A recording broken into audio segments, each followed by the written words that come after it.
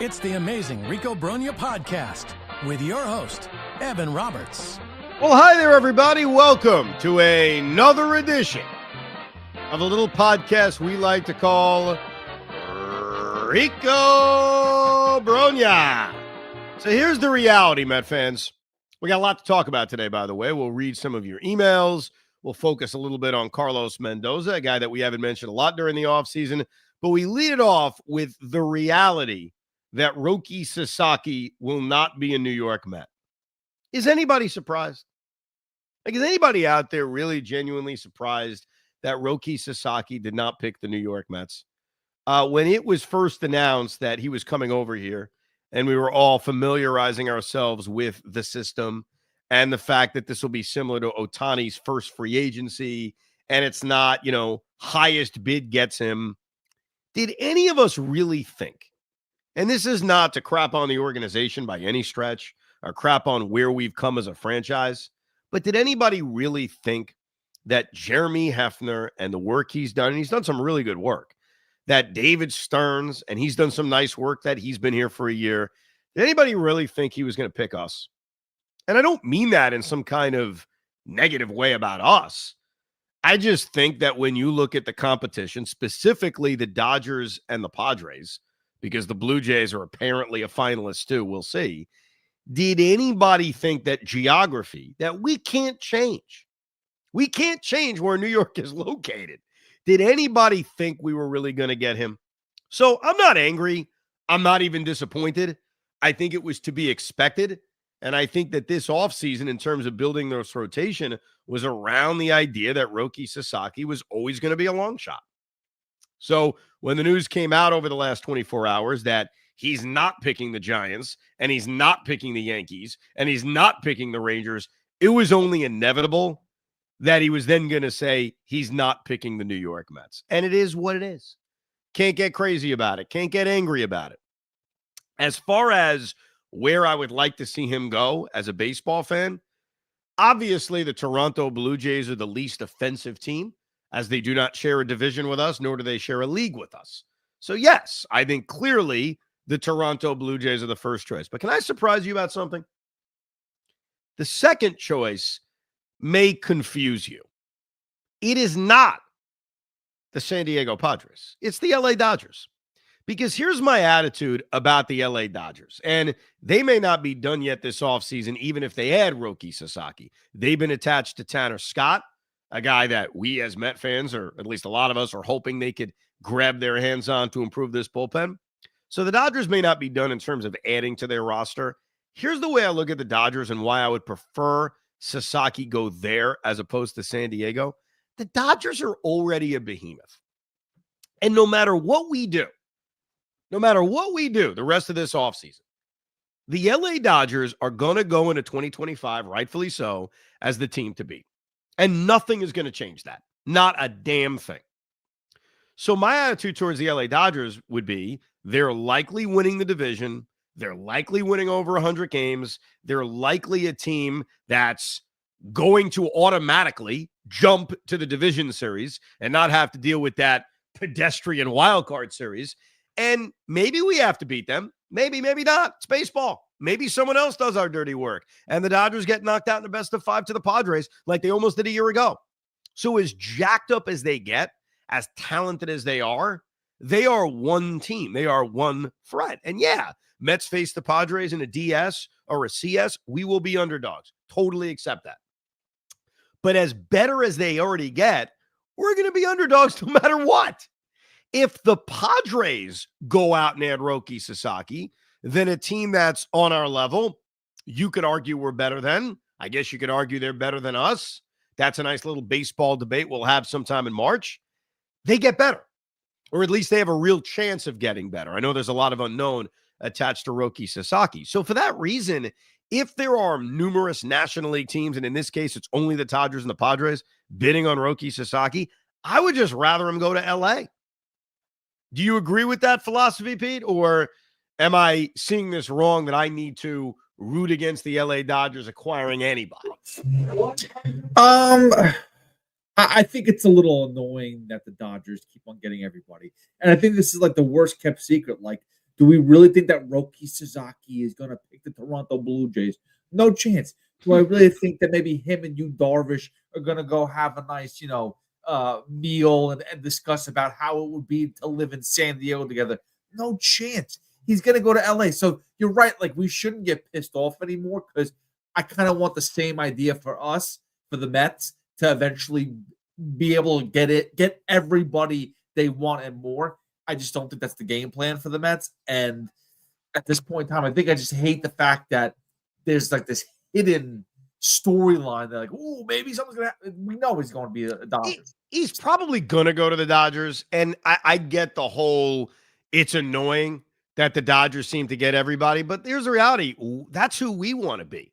Like, our dream someday, and certainly our dream when Steve Cohen bought this team, is that we become the Dodgers. We're the obnoxious team that's signing everybody. So, yeah, I mean, it's annoying that they get a lot of different players, but they are already a behemoth. They are already, and like I said, I'll say it again, they are the team to beat in the National League, and they're likely to be the team to beat in the National League for the foreseeable future. And no matter what we do, nothing's going to change that. But the beauty of baseball is, just because they're the team to beat in the National League doesn't mean they're winning the National League every year. As we saw prior to last year, they get picked off a lot in the division series, maybe not even by us, but by other teams. So them continuing to get stronger, to me, is better than the Padres getting stronger, or the Giants getting stronger, or just another National League threat getting stronger. Let the jacked up, steroided up Dodgers continue to get more players, whatever. Yeah, I don't want a dynasty. I don't want them to be like, oh, look, we found another gem. Wow, amazing. This guy, Roki Sasaki, is that good. You know what? I'm not worried about a dynasty, because the LA Dodgers, and also, here's the thing about dynasties. I think what we need to realize, as much as maybe we don't want to admit this on a Rico Brogna, is that what the Yankees did is unique and special. It's probably never happening again. Like, dynasties don't exist in Major League Baseball. That was a long freaking time ago that we saw a dynasty. I mean, the closest thing we've seen to it recently is Houston, and I don't think anyone's calling them a dynasty. So while the Dodgers are a regular season dynasty, and they will make the playoffs every year until we're all dead, that's likely. That doesn't mean they're going to the World Series every year. All you got to do is look at recent history. They haven't gone to the World Series every single year. They are prone to get picked off. And if it wasn't for the Padres, they would have gotten picked off last year in a best-of-5 series. Just saying. No, listen, I get it. It's difficult, but the fact is, like, I don't want to see, and you know what? Maybe they're not a dynasty for winning the World Series, but they're going to be there every year. And they are. Would they be there every year? I mean, there was a time where they actually were terrible. I know it's crazy. That was a while ago. There's a time they were terrible. Right now, they're not going to be terrible until the deferred payments start on the show. Yeah, long time from now. They are the team to beat. Just repeat after me, Met fans. The LA Dodgers, and there's nothing wrong with this. The LA Dodgers will go into the start of the 2025 season with Sasaki, without Sasaki, with Tanner Scott, without Tanner Scott, as the team to beat in the National League. All we can worry about is ourselves. And one guy who is worried about ourselves is Ed Flood. Ed Flood writes, the rotation after not landing Sasaki. This rotation is very concerning, and everyone is ignoring it. I'm not just saying this because we didn't land Sasaki. The top three are David Peterson, Sean Manaea, and Kodai Senga in no particular order. How can we say any three of those guys are sure things? Peterson and Manaea both had first good years of their careers this past year, and in Peterson's case, the underlying numbers were very concerning. Holmes is a reliever who just came off a bad year, by the way, and Montas, who hasn't been good since 2022. Senga was hurt all of last year, so we are just assuming Sean Manaea and David Peterson have ERAs under 4, which if they don't, we're in trouble. Kodai Senga will just bounce back after missing a full year and be the ace again. Then we have Tyler McGill. Oh, yeah, he's been good over his career. Griffin Canning, who pitched innings, which I don't get, has such upside because they're in championship window, and he was the worst starter in the league last year. And then you have Blackburn, who's been hurt and never great his entire career. They have to sign another good arm. This elite lineup doesn't even factor in here because if they re-sign Alonso, you can't argue it's a top 2 or 3 lineup in the NL either if that's the only bat they add. I do believe in the Mets' development, but I do think they're a team competing for – you can't be a team – hold on, let me read this again. I believe in the Mets' development, I do, but they are a team competing for a championship. You do that when you sign Soto. And to not have one certain guy that they don't need to develop or they know won't have a really big year, development and tinkering pitchers won't work every year. All right, I get your point.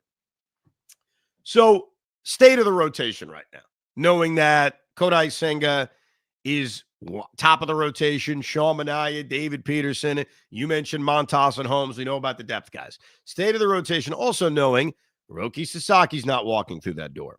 State of the rotation, knowing they're not signing another starting pitcher free agent.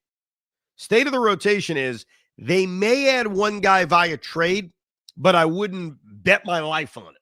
And I wouldn't bet a lot on it. The state of the rotation right now is that you're right. I don't feel great about it going into the start of the season. I'd be lying to you. The state of the rotation is there are more questions than answers. Now, I could sit here and tell you how every question is answered in a positive way, and the Met rotation at least replicates the numbers from last year, if not gets better. But I can also state a way where everything goes bad. David Peterson and those underlying numbers you mentioned comes back and haunts us. He pitches to a 5 ERA. Kodai Senga can't stay healthy.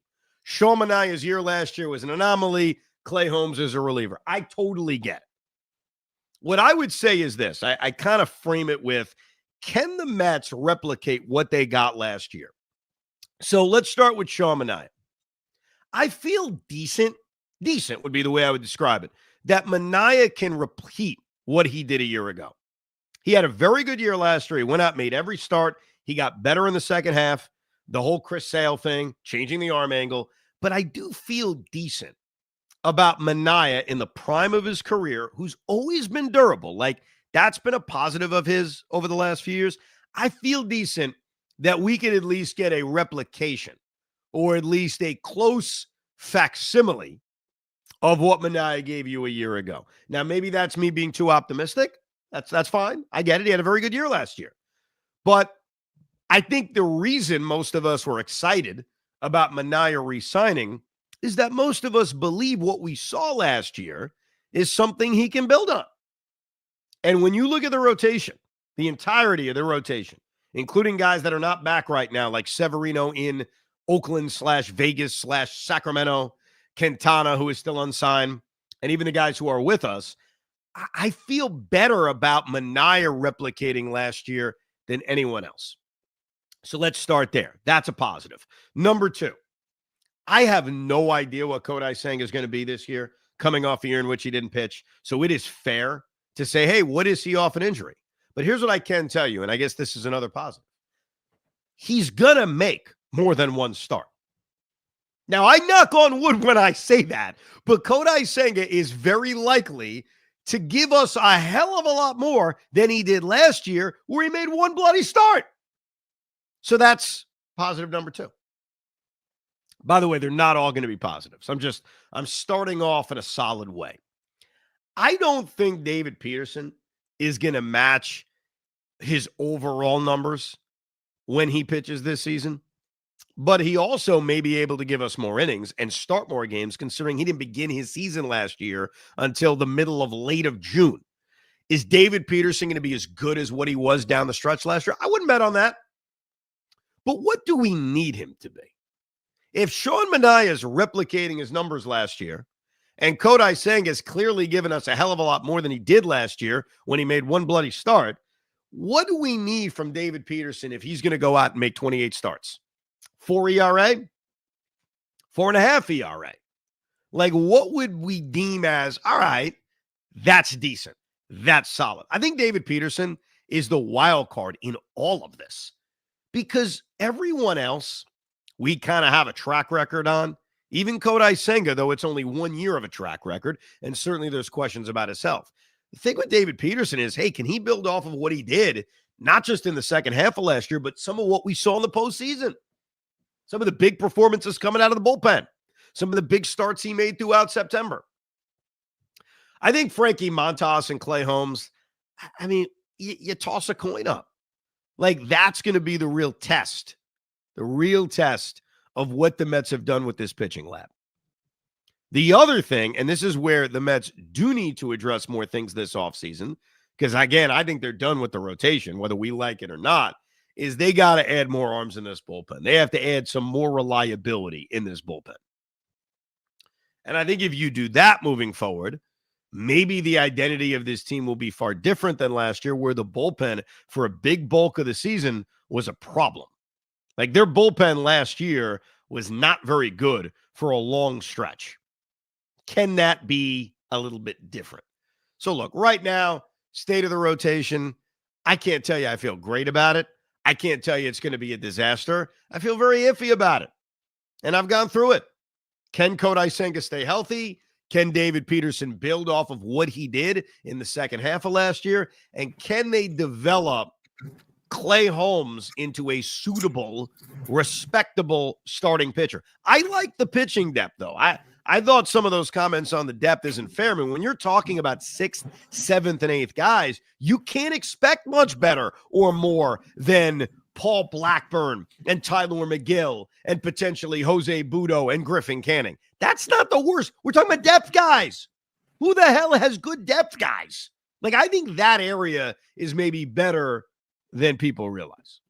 We're talking about the depth, though. We're sitting here saying, well, at least we have the great 6th, 7th, 8th guys in case the 3rd, 4th, and 5th guy doesn't work out as well. But how about the first two? Like you said, Kodai Senga, he's pitched 1 game last year. I mean, that's not a lot. Is he going to start more than 1 game this year? I would hope so. Let's just put it that way. That's already producing more than we got last all year. Right, but hold on a second. Here is my biggest issue. You just spent $765 million on Juan Soto. You spent a ton of money. The actual value of this franchise, of the 2025 roster, they're down like, what, $75 million still? I forgot the difference in payrolls. They took a lot of money off the books. Yeah. You tell me you can't go and spend a little bit on some pitching? And by the way, this is reminiscent of 2006, 2007, which is the pitching rotation wasn't all that great. And in 2007, it was basically the same minus Pedro Martinez. If I'm correct. Okay, but right now, when we look at this rotation, there is nothing in free agency that's worth adding. Would you agree with that? You're going to give me Jack Flaherty? Like, what are you going to give me? Yeah, talking about free agency. And Free we can re-argue the Corbin Burns stuff all we want. He's not a Met. He's not walking through that door. So in free agency, would you not agree there's nothing left to add? Besides Flaherty? Well, I mean, you want Jack Flaherty? I don't. I mean, he's better than half of the rotation. Well, then you shouldn't have signed those guys then. I think it's too late now to say, let's just go sign Jack Flaherty. But we assumed that they were going to get more before Corbin Burns was signed. I agree with you. I think the way to add to this rotation, if they are, and I wouldn't put the percentage that high, I'd say it's like 25%, is to make a trade, is Luis Castillo, is Dylan Cease, is whatever other starting pitcher you think may become available, but it's not happening in free agency. And that's okay. It's the starting pitching market. And what would not surprise me at this point is, look, the Mariners are asking for the moon for Luis Castillo. That's what I've heard. Like they want a lot for him, and the Mets aren't going to give a lot. I think they'd give something for him. I think his contract is more than reasonable. And you got to be careful with the Luis Castillo thing, because if the Mets traded for Luis Castillo tomorrow, we'd all be excited, right? At least most of us would be. Yes. You know what the negative of that is? No. Why are the Mariners trading Luis Castillo? Because I don't think he's good. No, they free up money. To free up money to add a bat. Mets take in Luis Castillo. Money's been freed up. All of a sudden, they make an offer to Pete Alonso. We lost. You know my thoughts. I'm just saying. Wait, you know my thoughts and feelings on Pete Alonso anyway. So it's not like they're going to get him anyway. It's not like they want Pete Alonso. So let them go sign Pete Alonso. Well, let the jury is out on how much the Mets want to keep Pete Alonso. But I think that the Mets are interested in Luis Castillo. I think the Mets are interested in Dylan Cease. I think the Mets are going to be interested in adding an arm. And I think if they don't add an arm before the start of this season, I think that even during the season, especially around the trade deadline, that could be the thing they buy, especially if their rotation doesn't pan out the way they're planning it. Keep that in mind, like the trade deadline, which the Mets were not super aggressive at this past year. I think this is a different year. I think they're at a different point in their development where if the Mets are in a race, obviously, I mean, if they're 10 games out, it's a different story. But if they're in a pennant race, which I think we all assume they'll be in, I think they will be bidding on some of the premier starting pitchers that are made available at the trade deadline. So I think the way to add to the rotation is now it's done via free agency. It's via trade. I have to put a break here. And I'm not trying to be Debbie Downer. But you just said they're fighting for a pennant. The New York Mets are fighting for a pennant with this pitching rotation. They still need another bat. Like, don't give me that they're fighting for a pennant until they actually do. Well, hold on. The offseason is not over, obviously. They need to bring back Pete Alonso. We mentioned they need to add bullpen arms. Obviously, the offseason isn't done. It's the middle of January. I'm merely saying I think they're done adding into the rotation right now. Are you telling me that if they don't add another arm, no matter what they do, bullpen, bat-wise, they can't be in a pennant race now? If I'm not very comfortable with this pitching rotation, I'm not going to lie. Now, I'm not saying I'm comfortable with it. You're saying they can't even be in a freaking pennant race. There's a difference between the two things. They weren't in a pennant race last year. I thought their pitching rotation actually performed very well. Do we expect the same out of these guys? I mean, like you said Kodai Senga is coming back, so that's going to change. But I honestly, I want to play that. Let's play that game. Yeah, Let's play that game. So one of the things I said coming into last year on how I thought the Mets could compete was, hey, they had a pretty damn good offense in 2022. I went back a year earlier and said, boy, if they can just replicate what they did in 2022 and just get average pitching, then the Mets can compete. Now, I think their pitching was a lot better last year than maybe any of us expected. But just to give you some numbers, and let's see if the Mets could at least replicate what they did a year ago. They finished 7th in Major League Baseball in runs per game. 7th, okay?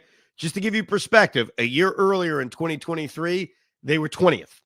Okay, so they went from 20th to 7th. And in 2022, the year they won over 100 games, they were 5th.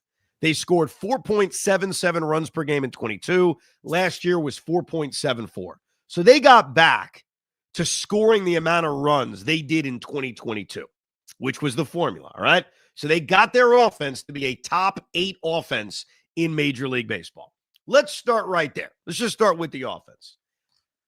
I believe the Mets can and should have a better offensive team than they had last season. Now, you ask me why? Fine, I'll give you whys. I think Francisco Lindor is being asked to replicate or at least be somewhat close to the numbers he put up last year. Maybe asking a lot. Got an MVP year. He also did dick in the first 2 months of the season. Okay?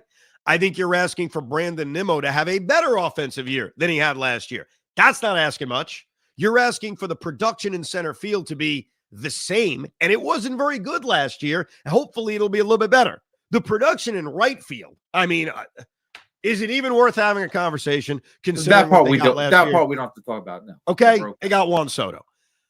I assume they're going to bring Pete Alonso back. If they don't, this is a game-changing conversation when it comes to the offense. My hope is Pete would put up better production than he did last year. I think it's going to be tough to replicate second base considering Iglesias hit 340. Your hope is Vientos builds off last year. Alvarez should be a lot better, and I hope their DH production can be better. I think when you look at what the Mets have, what they're bringing back, what they added in Soto, it is not crazy for me to say they should be a better offense than what they were last year. Would you at least, assuming Pete is back, agree with that statement? If Pete's back, I will say they're definitely above where they were last year, but not by as much as you're making it out to be. I never even said how much it would be better. I just said, can they be better? Yes, they can. All right. Now, here's where it's going to be tough. Their starting pitching last year had the 12th best ERA in Major League Baseball at 3.91. They were 12th. I'm going to blow your mind with something.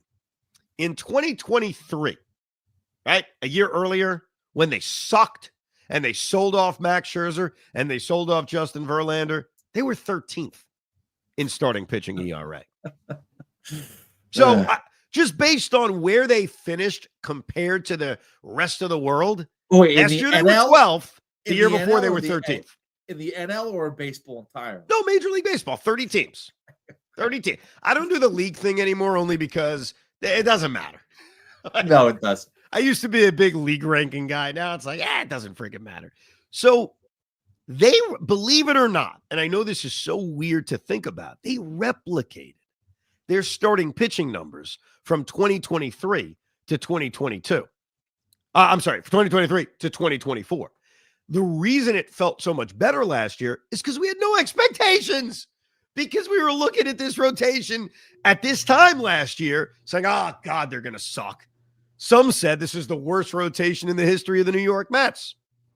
The real question, and this is really, really important, is the bullpen. Because I would tell you right now, do I feel good about the Mets replicating their starting pitching numbers from a year ago? No, I don't. We just went through it. I think Minaya can be the same.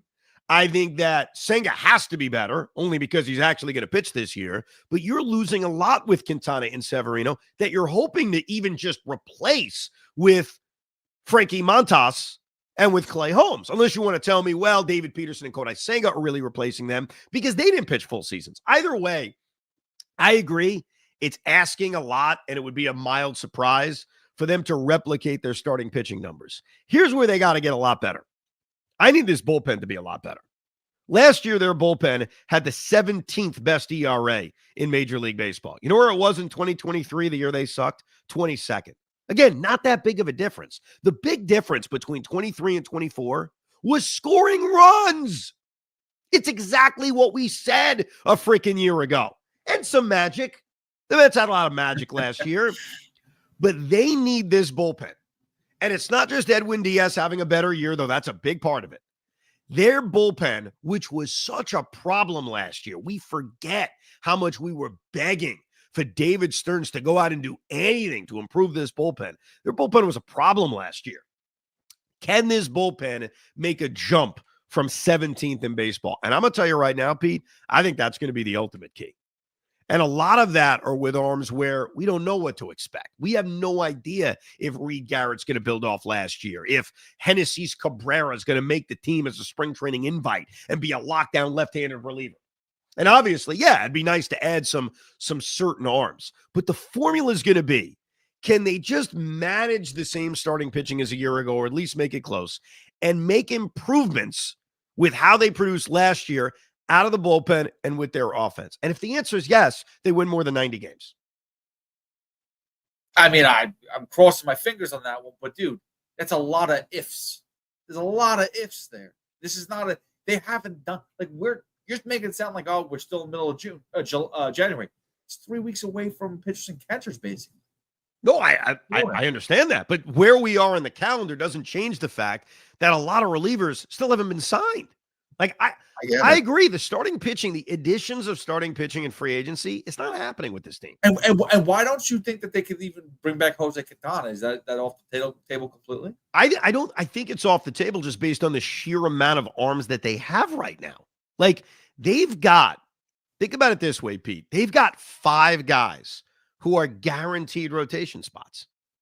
Kodai Senga is guaranteed a rotation spot. David Peterson, Sean Manaea, Clay Holmes, and Frankie Montas. Those guys are all signed to be starting pitchers. They got 5 guys. The rest to fill out their rotation are all depth guys. Griffin Canning hasn't been guaranteed anything, but he's a depth guy. Tyler McGill is a depth guy. Paul Blackburn is a depth guy. So I just don't think the numbers indicate that they're going to go out and sign another legitimate starting pitcher. I think the trade market changes things.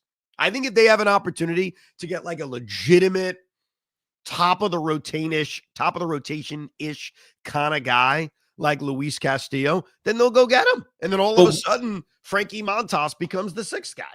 Well, but that's the whole thing. Didn't they talk about the 6-man rotation? Like, yeah. Like right now, I wouldn't feel comfortable with having a 6-man rotation if you're going to go to Griffin Canning or Tyler or McGill. Well, like, that to me is not fantastic. That's what it is, right? Well, who has a fantastic 6th guy? I mean, we don't have a fantastic 5th guy, Frankie Montas. I mean, listen, we can go in circles with this. I get it. I am just very pessimistic right now, which I know with Steve Cohen, I feel much more comfortable. But David Stearns is showing he has a playbook and he's sticking to it. Yeah, look, it's tough to be confident in the rotation.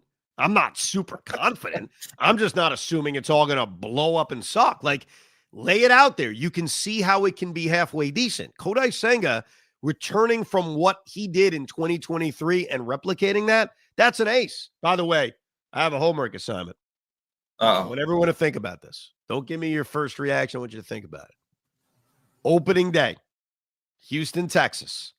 The New York Mets, the Houston Astros, everybody's healthy. Opening day starting pitcher. Just think about it. In fact, Pete, write it down right now on a piece of paper. Okay, just write it down. Keep it in your office, put it away, and a couple of weeks from now here on the Rico, we'll go back to it. We'll have a nice conversation. That's going to be Griffin Canning. So Griffin Canning? You never know with spring training and injuries, it could turn out to be. It could be Tyler McGill all over again, Let me read this email from Noah about Todd Hundley. I know that sounds very random, but I had made a comparison on a previous Rico about Pete Alonso leaving the Mets and becoming Todd Hundley. Noah writes, Evan, I'm sure you're getting a ton of emails about this, but your comparison of Todd Hundley and Pete Alonso is way off. I know you're not comparing them as players, but rather about what their relative legacies might be if Pete Alonso departs in free agency. But even if he does, no. Todd Hundley was a bright spot in a dark period for the Mets and was not a part of a single playoff team. Alonso has now been to the playoffs twice and has hit one of the biggest home runs in franchise history. He set the rookie home run record, besting a crosstown rival, and also came up with the LFGM slogan that has been part of this team's identity for 5 years now. Stay or leave, he will be remembered with more affection than Todd Hundley. Honestly, Darryl Strawberry would be a better comp, except for the fact that he has a ring and Pete doesn't. So my comparison, for those that didn't hear the Rico from, I guess it was a week ago, I can't remember, was if Pete leaves, there's a chance he just doesn't live that bright in Met history. Here's the key to all this, Noah. The key is what happens next. So if Pete Alonso left as a free agent and he signs with, it doesn't even matter, the Angels, the Rockies, whatever, and let's say the Mets sign Anthony Santander to a nice short 2-year deal to basically replace his bat, and the New York Mets win the World Series this year, they go out and they win a World Series, then I think Pete Alonso gets what I like to call, I'll give you another example, not a Met example, it's a Red Sox example. He becomes Nomar. Nomar Garciaparra was the face of the Red Sox. They traded him in 2004. They got Orlando Cabrera. Cabrera was a big part of the Red Sox winning the World Series. And honestly, I think Nomar Garcia really forgot that Red Sox history. It's like he's just a note. So I think a lot of this is what happens next. If Alonso goes to another team, that team doesn't win much, and let's say he bounces around baseball and never matches the great success he had as a player for the New York Mets, and the Mets go on a better success, then, yeah, I'm not saying we wouldn't remember the home run he hit against Milwaukee, but I think he becomes very blonde Met history. So a lot of it is what happens next. I think most of us, despite that conversation Pete and I just had about the rotation and if this team's going to be good in 2025, we have optimism about the future. And that's where, if things get bigger, yeah, I think Alonso would be forgotten about as probably too harsh, but would not live as bright in Met history as maybe we think. Now, let me spend a few minutes on Mendy, okay? So I wanted to do a deep dive on managers in our franchise's history because we have now had 25 managers in the history of this franchise. We've had, and I separated them into groups in terms of how they began their Met careers and how it all ended. So there are 8 managers who began their Met careers with losing seasons, 8 of them, okay? There are 6 managers that began their Met careers with winning seasons. There are 6 managers that took over in the middle of the season and then continued on after that. And then there are 4 interim managers in Met history. We are not including Carlos Beltran. He doesn't fit any of those.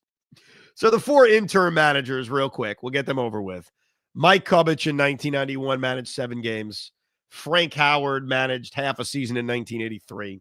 Ray McMillan managed half a season or a little less than half a season in 1975. And Salty Parker managed 11 games in 1967. Those are 4 managers that, let's be honest, they don't exactly live in Met history as managers. Then you've got the 6 guys that took over midseason and turned it into a full-time job.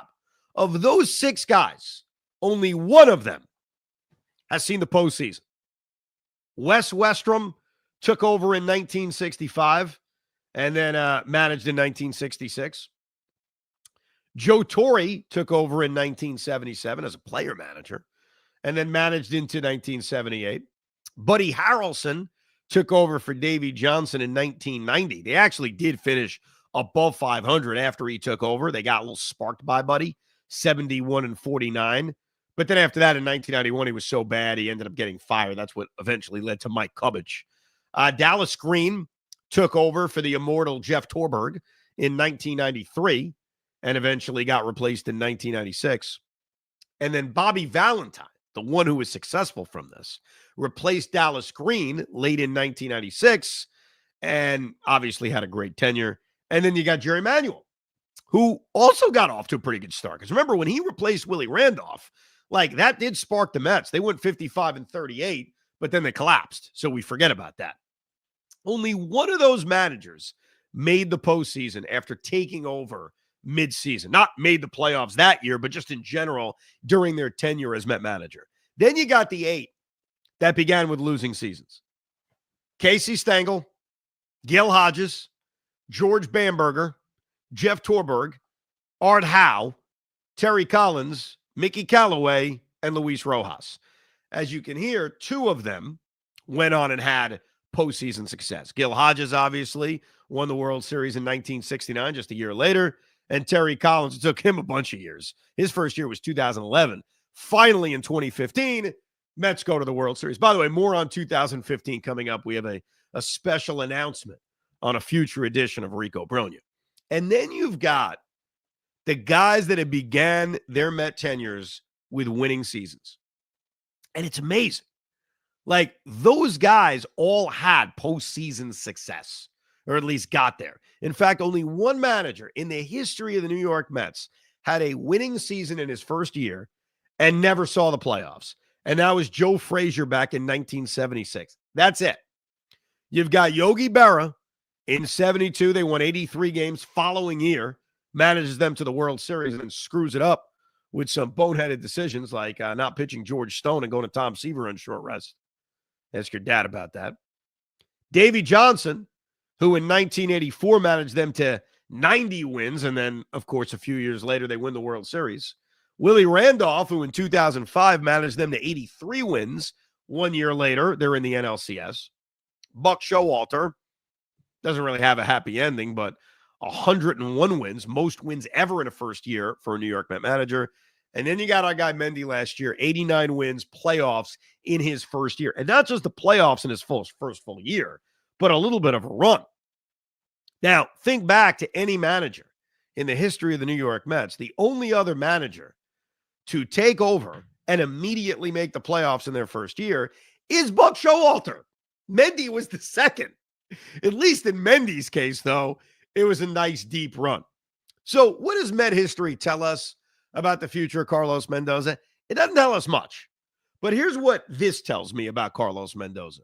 Thinking back to his first year here as manager of the New York Mets and thinking back to the good, the bad, what do I think of him? What do I think is going to happen next? I think the most impressive thing that Mendy did in 2024 is he was able to change. He was able to identify, all right, we're not doing well. Let's try something.